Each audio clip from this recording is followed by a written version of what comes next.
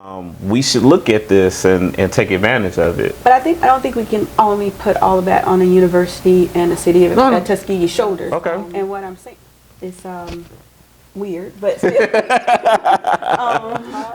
And I can speak for Tuskegee, Right. and I know what folks say about other schools, but there are things that were taught at an HBCU that I definitely wouldn't have been exposed to or taught at a PWI that have helped me to survive. Hello, I'm Lutalo Ayi, and we are here in Tuskegee, and you are watching the Tuskegee Tours podcast. I am here with, I just have a great honor and privilege to be here with Natalie Knight, Tuskegee alum, Tuskegee trustee. Thank you, Natalie, for coming on and talking. The real purpose is really talk Tuskegee, just everything Tuskegee. I want to know what are your thoughts with the great things going on at TU right now? Well, first of all, thanks again for thinking of me for doing this. It's weird, but still. I think there are a lot of great things happening at Tuskegee University's campus. You know, it was just announced in the fall that we were number 3 HBCU in the country. Sweet.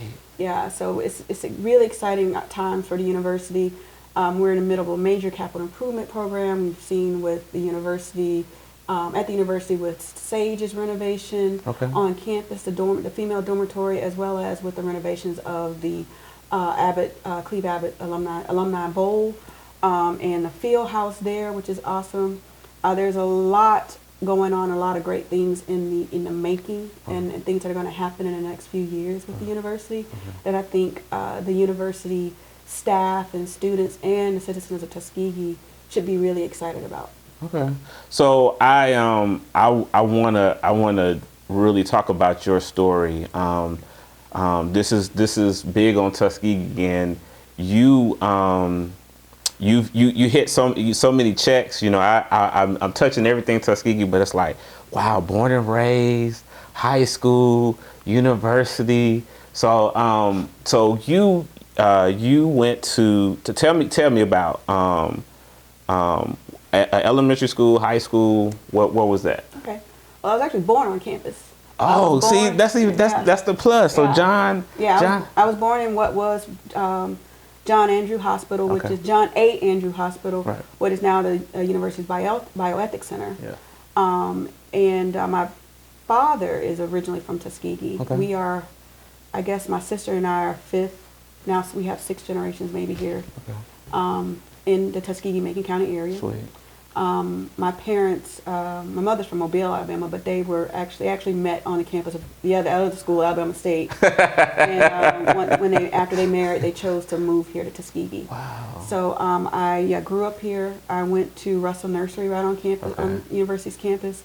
I actually was one of those kids that the student teachers monitored in James Hall because my mom was a teacher, so she always thought it was important for student teachers to actually monitor and look at real students. So I actually started my education in James Hall as a kid being monitored by a teacher. But I went to Russell Nursery, and then I actually went to Washington Public School, which unfortunately been torn down. But it was the school where African Americans went to elementary school in Tuskegee at the time.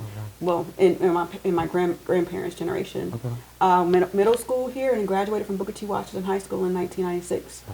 And honestly, and I tell this story, but it was not my first choice to go to Tuskegee. I was like most Tuskegee folks from Tuskegee. I wanted to get away.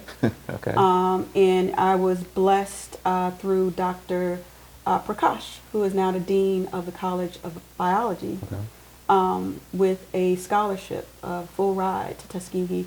I actually started doing research on Tuskegee's campus as a sophomore in high school in the biotechnology lab, and published my senior year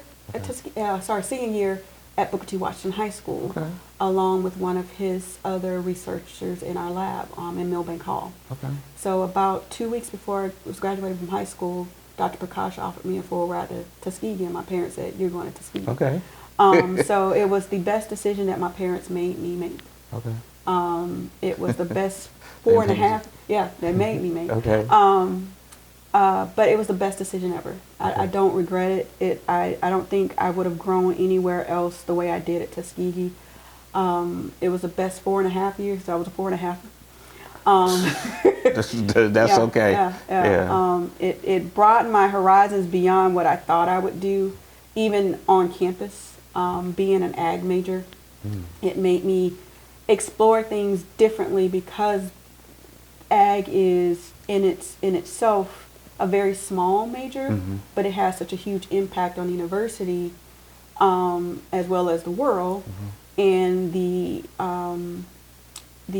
experiences I had as a plant soil science major through meeting Dr. Norman Borlaug, who was a Nobel Prize winner, through the conferences I went to on ag, on water issues throughout the world, it expanded my horizons on things that I would not have had the opportunity to do. Being from Tuskegee, yes, we have a lot of people from all over the world on campus, but sometimes not all of them are involved in the community. So being in the College of Ag, everyone from all over the world was in our lab. We had, one person from China, one person from Korea, one person from Johannesburg. We had one person in our lab from Mexico. So it gave me, and then Dr. Prakash, who is from India, and Dr. Marceline Egnan, who was very vital in my academic upbringing, being from the Ivory Coast. Okay. I was just exposed to so many different cultures right in that probably 600 square foot of lab. So this back. Hey, I hope you're enjoying the conversation. Just want to take a little break. And I need you to do a couple of things for me real quick. First, I need you to go ahead and subscribe and like. So like this video, subscribe to the channel. What that does, that helps me bring more information and great interviews and conversations about Tuskegee. That's ultimately the goal. So if you go ahead and like and subscribe, that would definitely help. The next thing is, if you are looking to tour and have an experience of Tuskegee and your organization, maybe your school, maybe you're having a family reunion, let Tuskegee Tours handle everything. We organize and facilitate your whole tour. It has been an awesome experience. If you check out the channel, you see other people that have enjoyed the experience, and you can too. If you want to get some information about how we can organize your tour, just look in the description and get some more information, and we'll be happy to give you that information. Other than that, I need you to go ahead and let's get back to the conversation.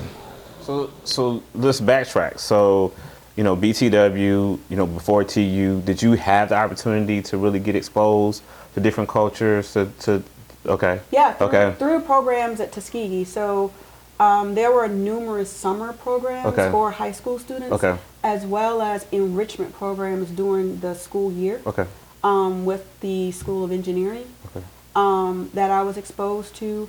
My parents and my family made sure that we were all exposed to, cultural and the arts.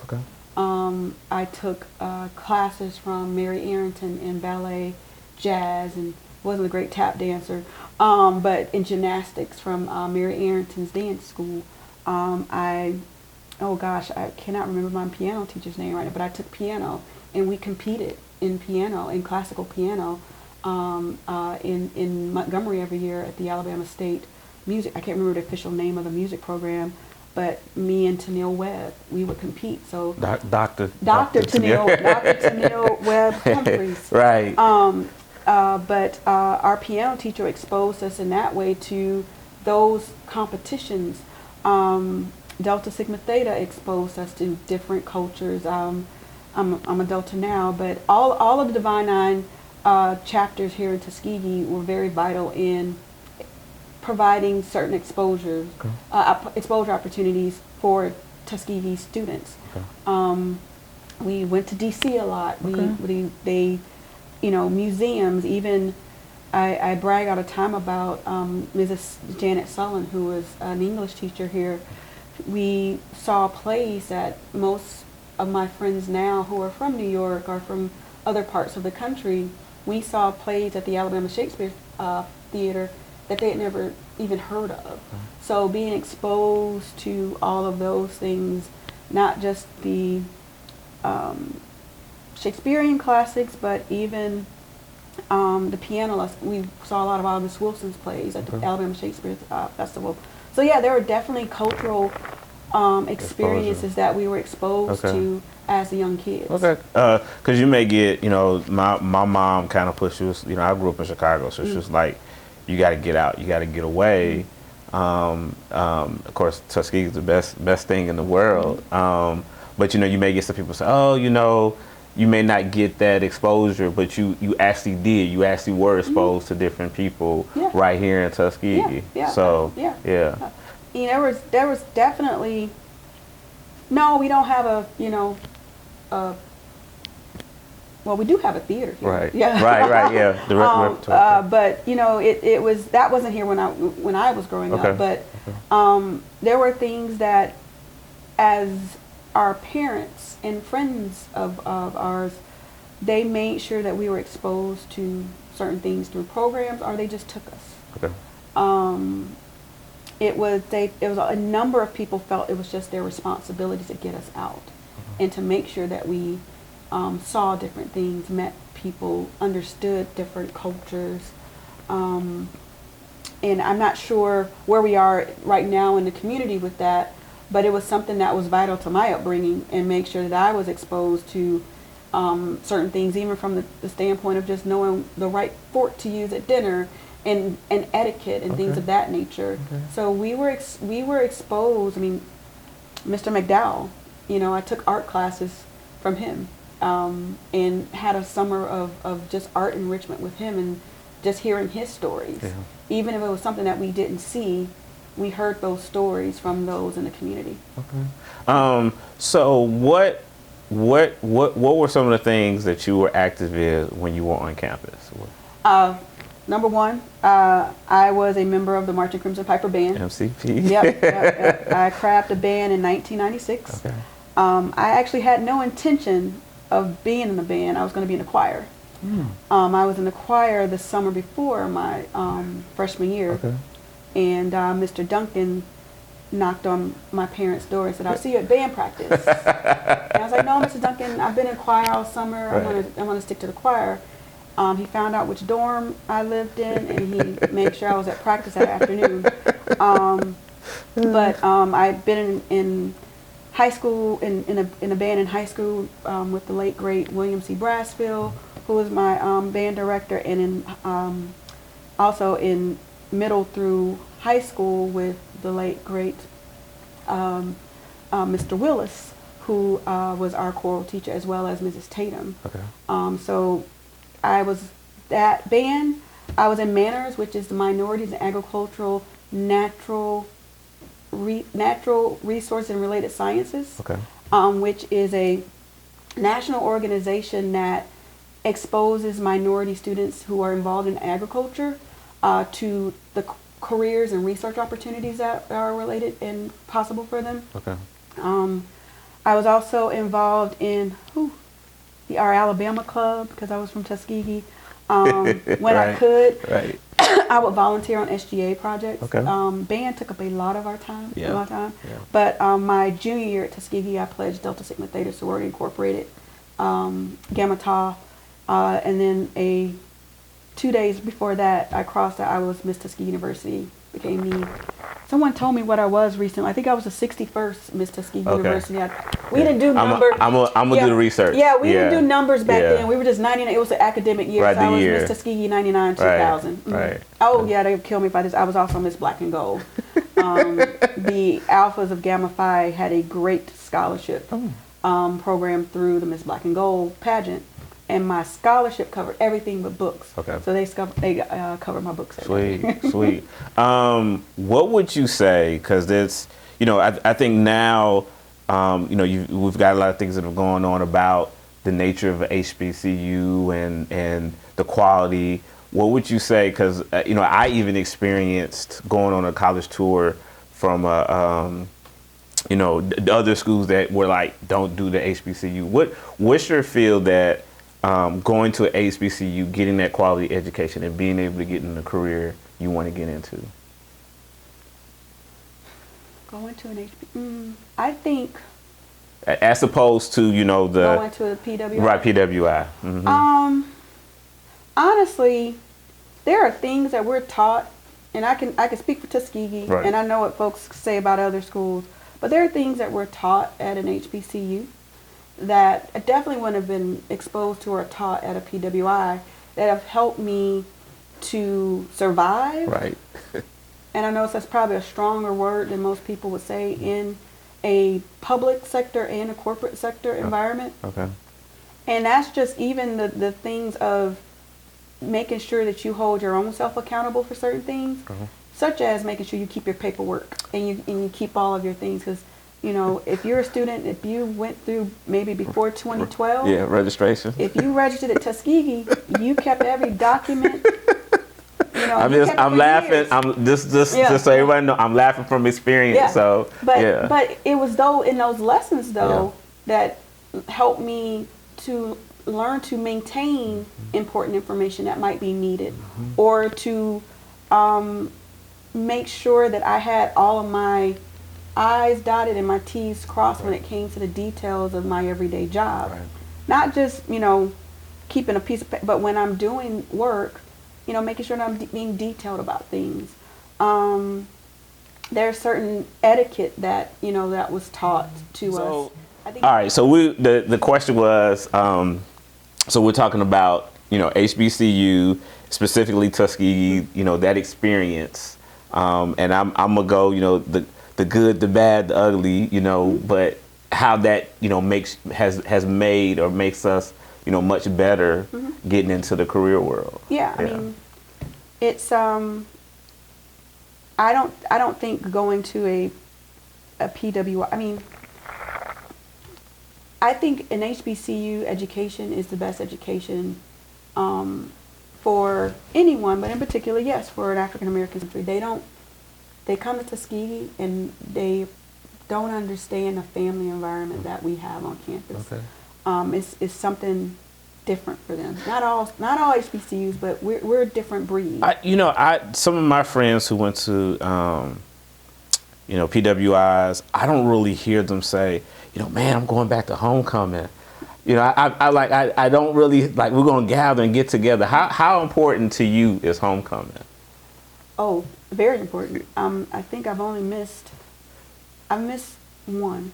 And see, that's interesting. You can remember what you missed. So yeah, I missed one. I mean, for me, homecoming is a renewal of spirit, not just about the university, but for me, annual renewal for me, just to, you know, I need that warmth that I get from people. I need that warmth that I get from my family gathering to carry me through the next 12 months. You know, so it's just something about it re-energizes me every year. It's if you haven't been to Tuskegee's homecoming, it's very difficult for me to explain the energy that you get from seeing people that you.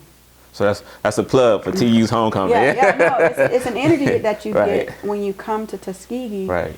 Because yes, it's not only a university event, it's a community event, because it is of the many times of the year, is the biggest time of the year when a university comes together, and the city of Tuskegee and Macon County comes together, because they want to make sure that the city of Tuskegee looks good, Right. and that everyone's welcomed and we're safe. Right. But yeah, I can't describe how important homecoming is to me, because it's very hard to put that in words. Okay. It is I guess it really is an annual renewal, and it re-energizes me every year to keep forward and move forward. You just need that, to seeing everyone happy. Right. It is really a family reunion. I think that's the difference from PWIs and even some other HBCUs. Ours is a family reunion. Mm-hmm. It's an annual time when we make time to see each other. Mm-hmm. Mm-hmm. What if you were to give your freshman self at Tuskegee, if you could, you know, write them a note, you know, write her a note and give advice, would there be something that you would give? Do you feel like, okay, don't take yourself so seriously. Okay. I really did. Okay. Have a lot more fun. I've always been schedule based. I never feel like I have enough time, and so I'm trying to do a better job of that as I get older. But I really did. I took myself really seriously from the standpoint of my scholarship. I mean, trying to maintain my scholarship. I mean, Tuskegee is hard. We have a great time, but I worked when I was in school. I worked to study hard, and so I kept in the back of my mind what I needed all the time to maintain my scholarship. Even from the things I knew I wanted to do while I was at school. I mean, what I wanted to be after I graduated from Tuskegee. So I always kept that in the back of my mind. You know, I didn't go to all those fun events that my friends went to, like the Daytona Beach. Oh, okay. Yeah, but I would not take myself as seriously, but still do everything I needed to do. And that maybe not the answer to that. No. The key is that's your advice. That's what you would give yourself if you confronted yourself as a freshman and just say, hey, this is something you would change, and that's only you could say that. And the thing that I think about, and I'm just as we talk, it's like, man, being on campus, I'm even thinking about some of the bus rides,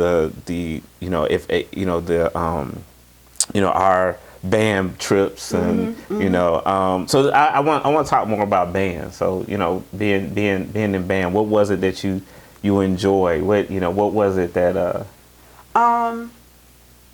honestly, it was, for me, it was the performances. I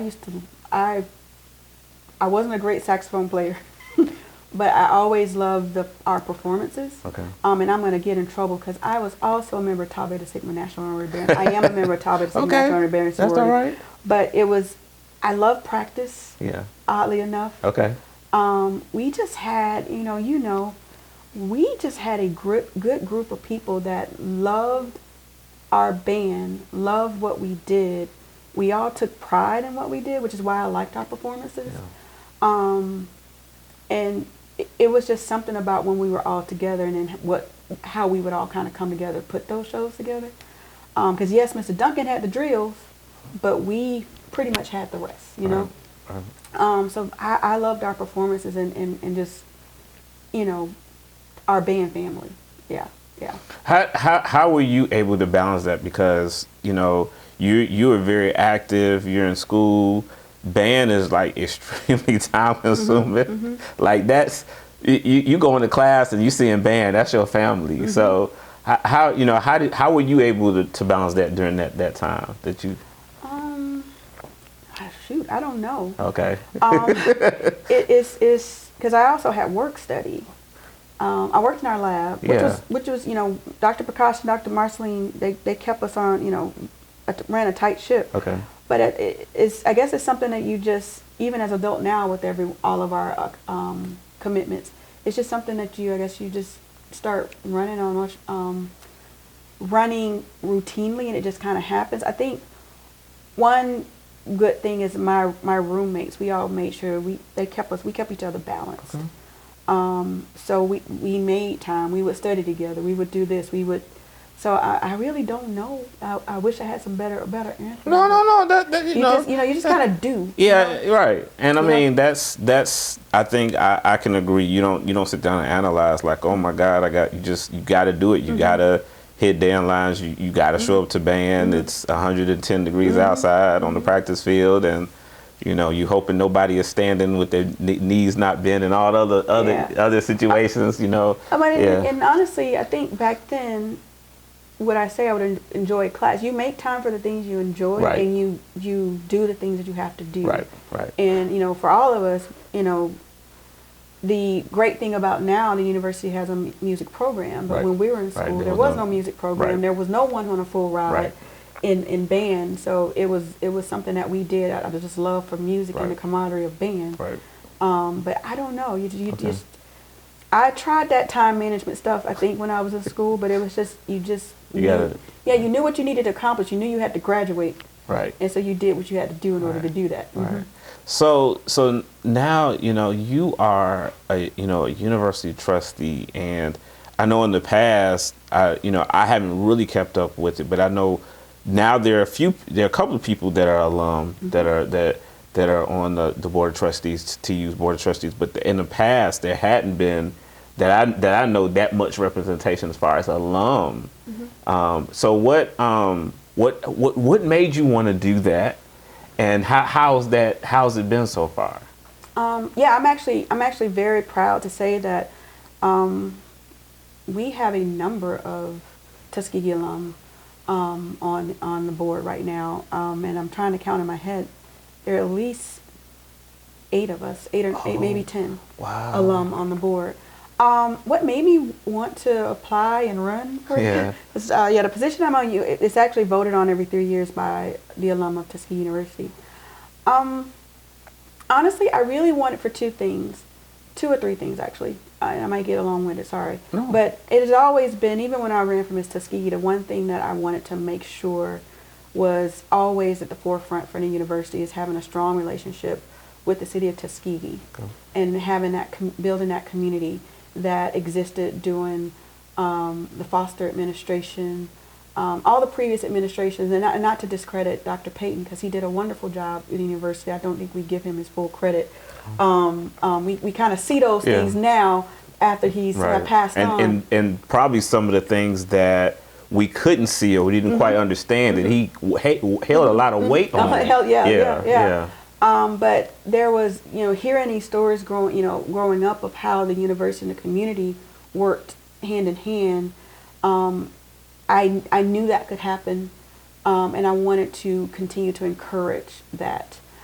Seeing, Dr. Morris's administration and Mayor Haygood's administration as the mayor of the city of Tuskegee over the last 2 years, I had been through my former company, coming back and doing some work on the infrastructure side with the university, with the city, and just knowing on the university side, reading reports that were published, I knew there was an opportunity from economic development standpoint and infrastructure standpoint, where the university and the city of Tuskegee, there's a lot of synergy where they could work hand in hand in order to improve not only the university but the city of Tuskegee. Because I truly do believe this, and I say this all the time: one can't survive without the other. So I wanted to put that forth. One thing I wanted to put forth and try to push and encourage. The other thing is, I'm like every other alum. I want to make sure that the university is sustainable and it thrives. We've had a lot of leadership change in the last 5 or 6 years. Through that leadership change, we've had some things that didn't move the way it needed to move. I'm proud to say that during COVID, the university chose to remove our debt with the money that it received from the federal government. So my thing is hearing stories. You hear stories all the time about what's going on campus. I wanted to help be a part of that solution. So this was my way of doing it outside of the other things that over the years may have been helping the College of Ag with raising money for certain things, working with Dean Hill. He's always tried to keep me engaged. But it's a different way of engaging than recruiting directly from the university like I might have done through my company. But I thought I could help with the skill sets that I have in government relations, with our relationships with federal and state officials, as well as through my background in process improvements and with municipal government and things of that nature, and how that could be applied. But I just really wanted to this is where I could help the university. And that sounds very cliche, but I wanted to come in and really figure out how to get into the details. As a trustee, I can't get into the operational procedure of the university, but I can help with the policies that shape how the university operates. And I'm happy to say that there is a The university is in a great position. Okay. We're in a position that if we continue to move away, we're just going to continue to thrive. Okay. So for anyone that may not know, what is a trustee? What is a university trustee? Ooh, I'm figuring that out every day as well. So is it nothing like sitting on a board? But yeah, no, it's like it's no different than when you're when you're a councilman. We are setting policy. Mm-hmm. We are forming the budget. Right. We're taking care and making those decisions for the sustainability of the university every day when it comes to personnel decisions and all of that. It is the board is the functioning body of the university. We are the ones who make those hard decisions, setting policy, budget, approving budget. The university actually develops the budget, but we approve the budget. Again, like I said, it's no different from that of, in this very similar role of a council and mayor. It's the governing body of the university. Mm-hmm. My biggest way of explaining it is my job to make sure that Lincoln Gates never close. Okay. Mm-hmm. All right. Couple more questions before I let you go. Why do you think tourism is important in Tuskegee? And if so, why? Yes, I think tourism is important in Tuskegee. I don't know the numbers, but if you look at other cities across the world, not just in the country, tourism brings in economic dollars, billions depending on where you are in economic dollars. I do believe that we, as a city, we are dependent on our history and what that history is. We just have to figure out through the work that you're trying to do of marketing to getting people here. I think there are some things that Mayor Haygood and council and city are doing in order to bring those things in place. But yes, I think tourism is vital to Tuskegee. As soon as I tell someone that I'm from Tuskegee, they can tell me everything about Tuskegee and 3 to 4 sentences. And then the first thing I ask, have you ever been there? No. Why not? Wow. But we have to make it a destination. No. And that's one thing that we haven't done. Mm-hmm. We have the pieces here to make it a destination, but we have to make it a destination. I think we'll see the economic impact when we do that. Now I may get some flack or whatever from this. Now the flip side for me is, or the concern that I have is there is traffic that does come, and they want to spend dollars, mm-hmm. and nothing has really been developed to encourage the dollars to be spent of some of the traffic that comes. They want to eat, they want to do things, and I'm hoping, as I put this, and even as I do this project, that because I know the university gets a lot of traffic, I'm hoping that city, university, whomever really comes together and says, hey, we look at other cities, Savannah, New Orleans, that have made an effort to say a lot of our budget, or a lot of our revenue is tourism. Mm-hmm. We should look at this and take advantage of it. But I don't think we can only put all of that on the university and the city of Tuskegee's shoulders. Okay. And what I mean by that, there are other entities that I think, as a coalition, okay. And it's all about how that coalition works together, including the Macon County Economic Development Authority, okay. Macon County Board of Commissioners in that, okay. The chamber. Okay. In all of that, it needs to be you will see in other cities, small and large, that it's a full coalition of those entities that help broaden and look at the overall master plan, okay. of what the city needs to be, mm-hmm. or what it's going to be. And I know that there are members of the university staff on the chamber and Economic Development Authority's board. Mm-hmm. We and I'm going to just say it. In some cases, we also have to kind of get out of our way. Right. We're used to doing things the Tuskegee way, right. But we're in a very different environment as we continue to evolve as a community, right. as a nation. Right. and through technology. How do we expose people to Tuskegee who may not ever get here, but we can educate them on what's going on outside of, it's an education that needs to be had and be told, but what happened outside of the Tuskegee syphilis study?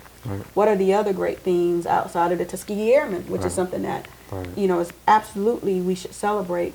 But there are other success stories, such as the Gomillion versus Lightfoot case that should be taught and should be heard by those who may not live here.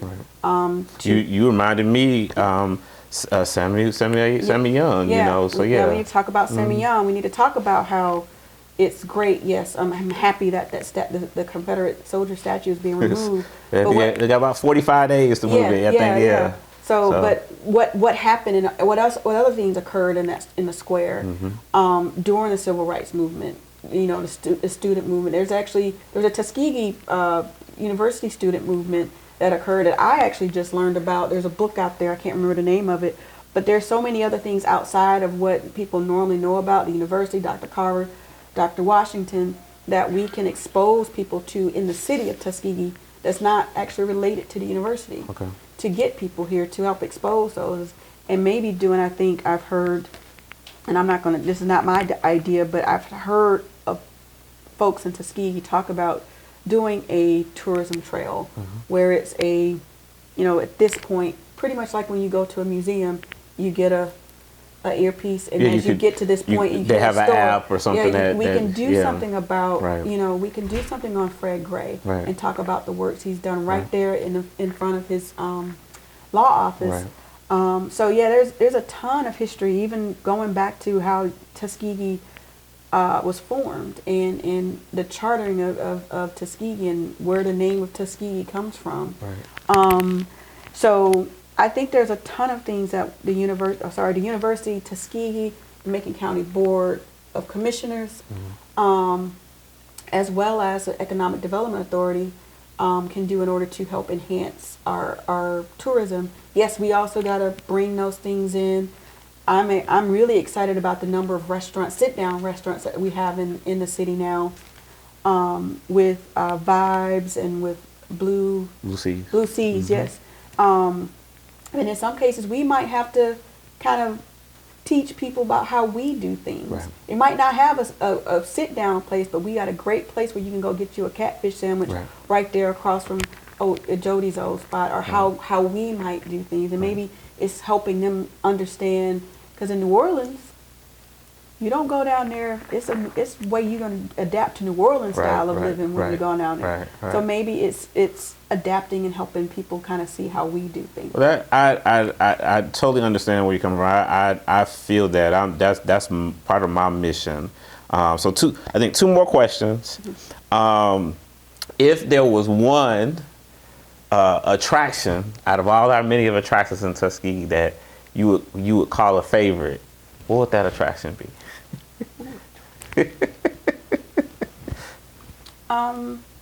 Honestly, my favorite place to go to is actually on campus. Okay. When I ran a lot, I would actually camp. I would start at the square, and I would run from the square down Main Street, hooked out left on the Old Montgomery, and I would go to the university and run around the university. Okay. The university, our campus is absolutely beautiful. Okay. My second would actually probably be the square. Okay. Just from all of the childhood memories I have of that. Okay. Of all of the festivals and the events that, we still have that happen around the square. But growing up, seeing the Commodores, when they would come, and Lionel Richie would come. But probably, it's a tie for me with the square and, take that back, and it's not an attraction, but I would put the square in the university. Yeah, they're attractions. Even with the soldier there, and even with it gone, it's going to become still a story to talk about, because you've got the courthouse. You've got what I would like to see is a preservation of the downtown Alabama period, downtown. Small town. So I'm hoping that's become something where we don't, because if you look at other places, it's like this looks like anywhere United States versus sustaining that downtown square.